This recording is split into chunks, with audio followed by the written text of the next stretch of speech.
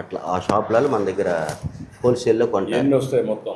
మనకి రోజుకు వచ్చేసి ఒక 30 చీరలు, అంటే మనకు రోజుకు ఒక 30 చీరలు వస్తాయి. అంటే 30 రోజులు వర్క్ ద్వారా మేమేంటంటే టోటల్గా మంత్లీ 20 రోజులకు మాత్రమే వర్క్ లెక్కేసుకుంటాం. టోటల్గా ఒక 600 చీరలు అట్లా వస్తాయి. అంటే మధ్యలో సెలవులు ఉంటాయి కదా. మార్కెటింగ్ ప్రాబ్లం ఏమి లేదు సార్. కాకపోతే ఏంటంటే కొంచెం అది నువ్వు చేసింది ఏది అది ఇదే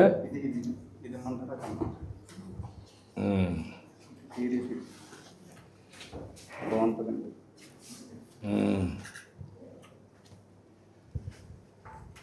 అరగంట లైట్, ఇది కొంచెం లైట్ కదా, ఇది పంపించు.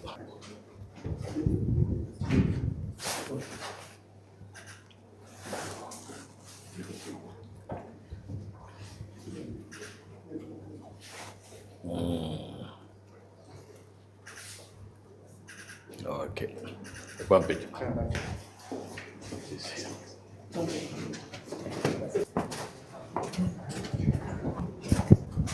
ఇప్పుడు నీ మోడల్ ఎవరైనా ఫాలో అయ్యారా?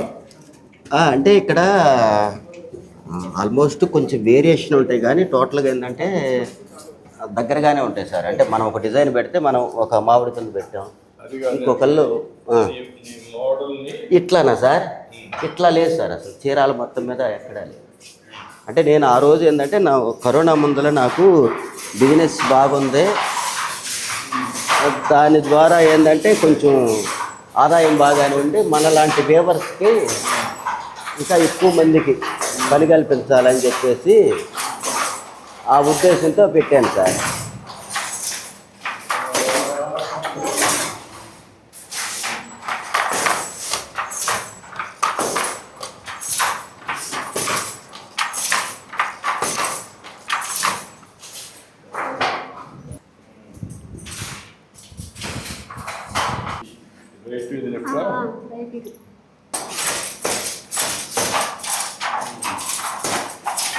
అలవాటు కావాలి. అంతే కదా సార్. అలవాటు కావాలి. మళ్ళీ